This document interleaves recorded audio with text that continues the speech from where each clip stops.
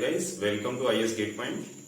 आज के लेक्चर में हमने अभी तक सारे फॉर्मूलेज वगैरह डिस्कस किए प्रोबेबिलिटी के। तो आज के लेक्चर में हम क्या डिस्कस करने जा रहे हैं, ये हमारा प्रॉब्लम सॉल्विंग सेशन फर्स्ट है, जिसमें हम क्या करेंगे, प्रॉब्लम्स को डिस्कस करेंगे। ये आर डी शर्मा का प्रॉब्लम है, तो उसको डिस्कस कर रहा हूँ। ठीक है, ये मैंने आर डी शर्मा बुक से लिया है।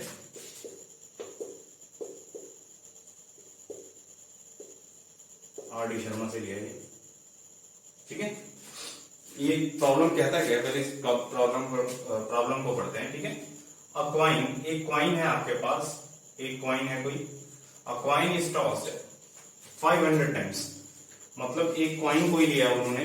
ठीक है, ये सिंपल एक कॉइन ले लिया मैंने, इसको 500 बार उछाला गया, 500 बार इसको टॉस किया गया, थ्रो किया गया with the following frequencies of 2 outcome. उसने 500 बार उसको उछाला है और उसने कुछ देखा है कि कितने बार हेड आया, कितने बार टेल आया, उसको उसने नोट किया है। ठीक है, उसने एक एक करके इसको उछाला है और देखा है हेड 240 बार आया, 240 टाइम्स आया एंड टेल 260 टाइम्स आया।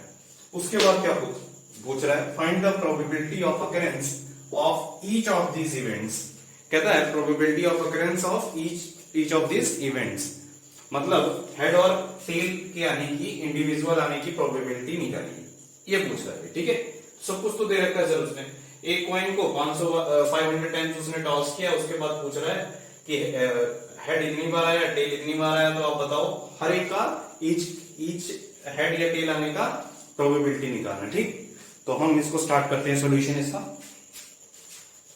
क्लियर है? तो सबसे पहले जब भी जो गिवन हो प्रॉब्लम में उसको लिखा जाता है। ठीक है, जो भी गिवन हो प्रॉब्लम में उसको लिखा जाता है पहले। तो मैं सॉल्यूशन डिस्कस कर रहा हूं इसका। फर्स्ट, सबसे पहले सॉल्यूशन में देखते हैं। सबसे पहले क्या है, एक कॉइन था आपके पास, अगर एक कॉइन है उसको 500 टाइम्स टॉस किया तो क्या आ सकता है सर, या तो हेड आएगा या टेल आएगा। आपके पास अगर एक कॉइन है, सिंगल कॉइन की बात कर रहे हैं, इस पे हेड होगा या टेल होगा। हेड को एस से डिनोट कर रहा हूं, टेल को टी से डिनोट कर रहा हूं। ठीक है, या तो इस पे हेड होगा या टेल होगा। कॉइन है हमारे पास। ठीक है, अब इस कॉइन को उसने 500 टाइम्स टॉस किया, और 500 में से जब उसने टॉस किया तो क्या कह रहा है सर, 240 टाइम्स, कितने 240 टाइम्स क्या है, ये हेड आया। ठीक है, और 260 टाइम्स क्या है, ये टेल आया। ठीक है, 500 में से 240 बार हेड आया और 260 टाइम्स टेल आया। ठीक है, अब वो क्या पूछ रहा है, हेड और टेल आने की प्रोबेबिलिटी। तो सबसे पहले बार बार इतना बड़ा बड़ा लिखोगे कि probability of getting head, probability of getting tail, तो सबसे पहले एज्यूम कर लो, इसको स्मॉल कर लेते हैं। Let A is the event of getting head. A क्या है, एक इवेंट है, मैंने एज्यूम किया जब हेड है। ठीक है, अब उसके बाद क्या है, B is event of getting tail. तो मतलब अगर मैं ए बोलूं तो उसमें क्या आएगा, गेटिंग हेड आएगा। अगर मैं बी बोलूं तो गेटिंग टेल आएगा। ठीक है, ये कुछ मैंने एज्यूम किया। अब सबसे पहले नाउ हमें क्या, टोटल नंबर ऑफ ट्रायल्स कितने दे रखे हैं, ट्रायल्स 500 है हमारे पास। ट्रायल्स कितने हैं, ट्रायल्स 500। अगर आपके पास टोटल नंबर ऑफ ट्रायल्स 500 है तो प्रोबेबिलिटी ऑफ ए आपसे पूछेगा, तो number of times head getting, number of times getting head,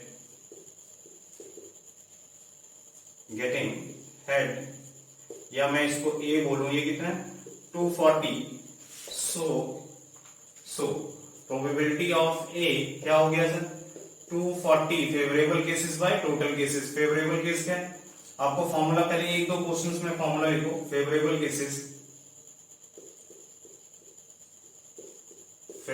cases divide by total cases. Favourable cases कितने थे, 240, टोटल केसेस कितने थे, 500। तो देखो सर सॉल्व करके कितना आ रहा है, 0 से 0 कट गया। ठीक है, टू जाएगा तो ये 12 हो जाएगा, 25 हो जाएगा, 25 से डिवाइड करो 0.4, 100 आ जाएगा, 208, 0.48। तो ये हमारा 0.48 आया है, मतलब प्रोबेबिलिटी ऑफ गेटिंग हेड कितना है, 0.48 आ रहा है। क्लियर है? कितना है? 0.48।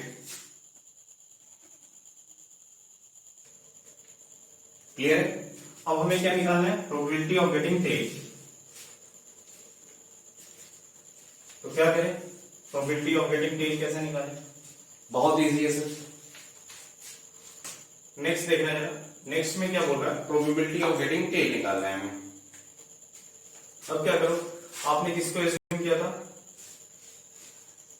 नंबर ऑफ टाइम्स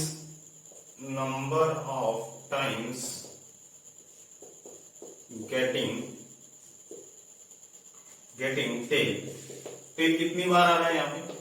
ये सर 260 टाइम्स आ रहा है। कितनी बार आ रहा है? 260 टाइम्स। इसलिए प्रोबेबिलिटी ऑफ गेटिंग टेल क्या आएगा? 260 by 500। Total number of trials कितने थे? 500। तो ये आ गया, कितना आ रहा है? 13 बाय 25। और ये कितना आएगा? 2 से डिवाइड हो जाएगा दोनों, ठीक है। तो ये 2 पे गए, 13 आया, ये 25 आ गया, और 13 बाय 25 0 पॉइंट कितना आया?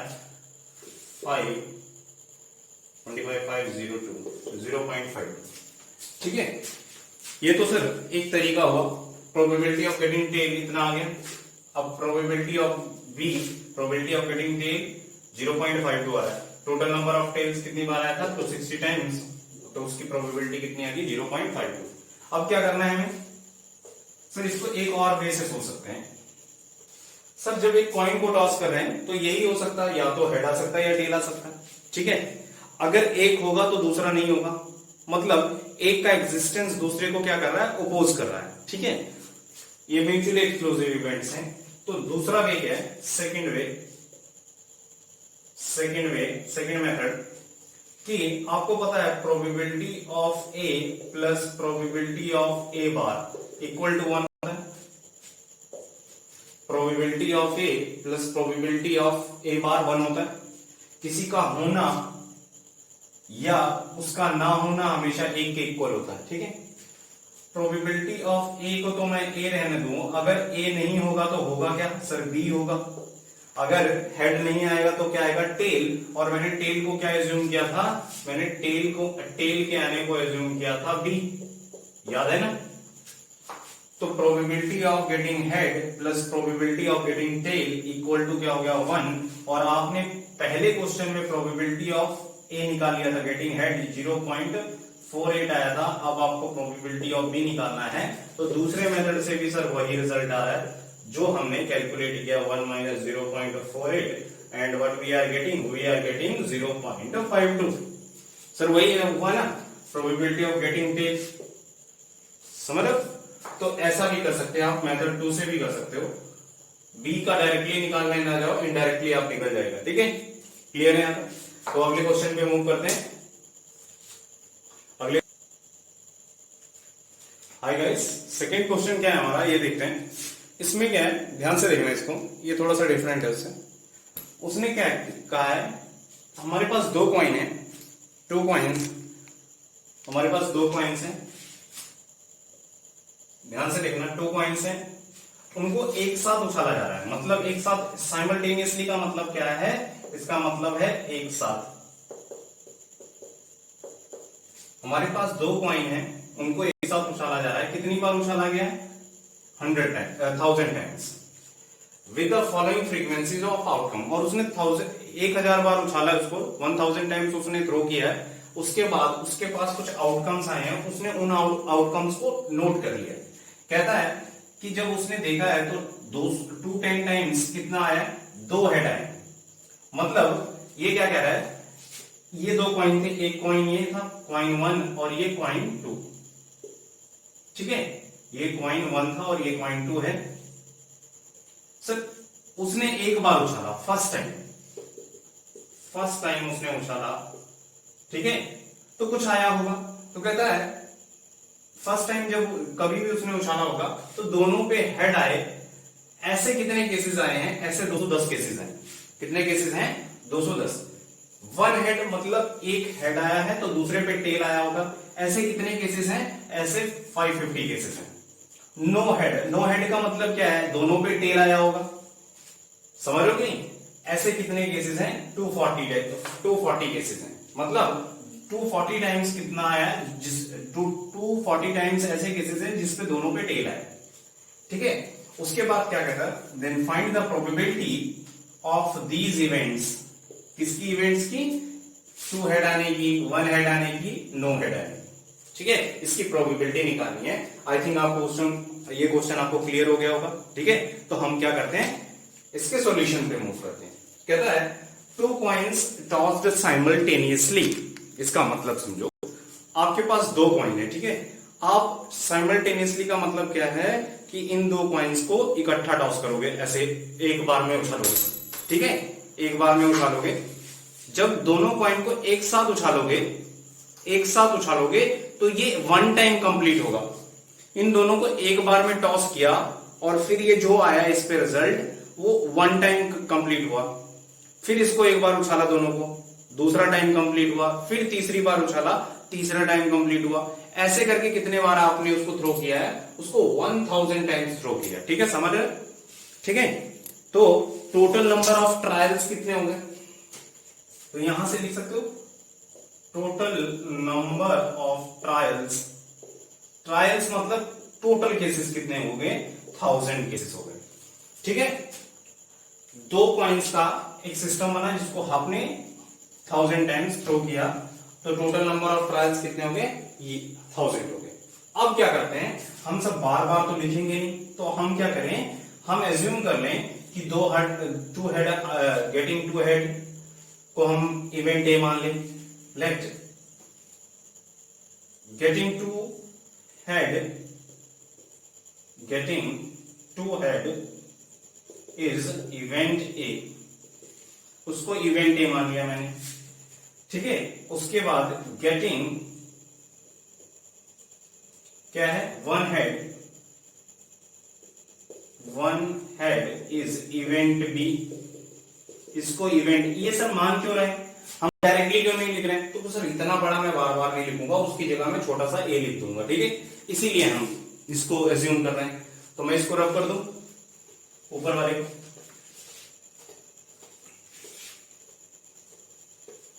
ठीक है, अब देखो getting 1 head is event B. Third देखना जरा, गेटिंग क्या था? No head is event C मान लिया इसको।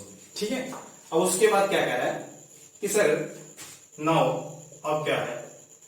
ठीक है, अब हमें बताना है प्रोबेबिलिटी, ए की प्रोबेबिलिटी बतानी है, बी की प्रोबेबिलिटी बतानी है और सी की प्रोबेबिलिटी बतानी है। ठीक है, तो करेंगे ऐसे सर, इसको करना बहुत आसान है। अब मैं क्या कर रहा हूं, total number of event A, तो क्या करें? नंबर ऑफ टाइम्स 2 हेड्स, या मैं क्या बोलूं, इवेंट ए कितनी बार हुआ? कितने बार हमने लिखा था सब इसको? 210। कितनी बार लिखा था इसको हमने? 210 टाइम्स। कितना था? 210 टाइम्स। अब इसी की प्रोबेबिलिटी वो पूछ रहा है 2 हेड्स आने की, इसलिए प्रोबेबिलिटी ऑफ हेड 2 हेड्स क्या हुआ? 210 बाय 1000 और 0 से 0 कट गया, कितना बचा? 0.21। ये किसकी प्रोबेबिलिटी है? ये इसकी प्रोबेबिलिटी है, ये है प्रोबेबिलिटी 2 हेड आने की प्रोबेबिलिटी। अगला क्या है? अगले में क्या है? उसने क्या पूछा है? Probability of B. अब क्या आएगा? Probability of B, number of times 1 head मतलब बी के आने की प्रोबेबिलिटी टोटल कितना था? कितना दे रखा था हेड? 1 हेड। ये इसके केसेस थे 550 केसेस थे, 550 टाइम्स आया था। अब हमें क्या निकालना है? सो प्रोबेबिलिटी ऑफ बी कितना हो गया? 550 बाय 1000, ये कट गया 0.55 आ गया, ठीक है। Number of times zero head, ये क्या हो गया सी, और जीरो हेड कितनी बार आया आपका, ये आया है 240 times, 240 times. So probability of C क्या हो गया 240। टोटल नंबर ऑफ केसेस आपको पता है सर, एक ही फॉर्मूला है पूरी प्रोबेबिलिटी में, क्या, favourable cases by total cases. Total कितने हैं सर 1000, फेवरेबल केसेस कितने आ गए, तो मेरा आंसर क्या आ गया 0.2। क्लियर है। तो अगला क्वेश्चन, अब इसके बाद हम थर्ड क्वेश्चन डिस्कस करने जा रहे हैं, ठीक है। हाय गाइस, थर्ड क्वेश्चन क्या है, थर्ड क्वेश्चन में क्या है, इन अ क्रिकेट मैच, कोई क्रिकेट मैच हो रहा होगा, a batsman hits boundary 8 times out of 40 balls, ठीक है। ही प्लेज, कोई बैट्समैन है, उसने 40 बॉल्स 40 बॉलें खेली हैं, उसमें से 8 बॉल्स पे उसने बाउंड्री मारी, ठीक है, चौका मारा या छक्का मारा, ठीक है। उसके बाद क्या रहता है, ही प्लेज, उसके बाद बोलता है find the probability that he did not hit a boundary. कहते सर 40, अगर उसने, इसको पहले समझ लेते हैं, अगर कोई प्लेयर है ये, ठीक है, ये प्लेयर है, ठीक है, अगर इसने 40 बॉल्स खेली हैं, तो 40 में से 8 में तो उसने बाउंड्री मारी है, 8 में क्या करा है उसने, बाउंड्री मारी है ना, बाउंड्री मारी है। तो सर 8 बाउंड्रीज मारने के लिए उसको कितनी बॉल्स चाहिए, 40 बॉल्स हैं, ठीक है। अगर 8 में उसने बाउंड्री मारी है तो 8 बॉल्स ही तो चाहिए, एक बॉल पे एक ही बाउंड्री लगेगी, दो तो लगेगी नहीं। अब 8 बॉल्स पे बाउंड्री लग गई तो कितनी बॉल्स बची सर, 40 माइनस 8 कर दिया, टोटल में से तो 32 बॉल्स ऐसी हैं जिन पे हमने कोई बाउंड्री नहीं ली, इस प्लेयर ने कोई भी बाउंड्री नहीं है, नो बाउंड्री, नो बाउंड्री, ठीक है।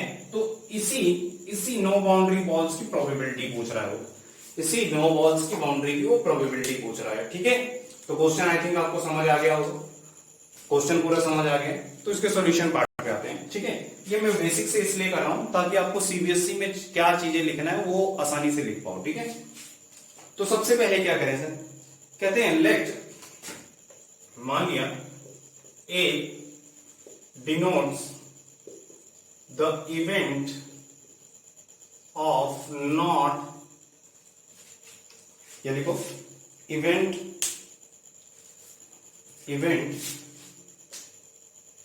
इसको रब कर दे, event A denote the event that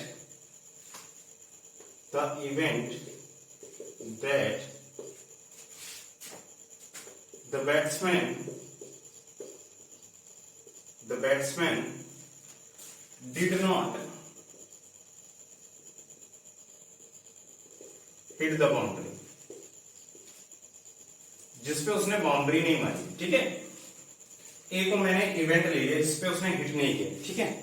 तो सबसे पहले टोटल नंबर ऑफ ट्रायल्स कितने होंगे sir, total number of balls जो बैट्समैन ने प्लेड की है, तो टोटल नंबर ऑफ ट्रायल्स कितने आ गए यहां से, टोटल नंबर ऑफ ट्रायल्स ये 40 आ गए सर हमारे, ठीक है।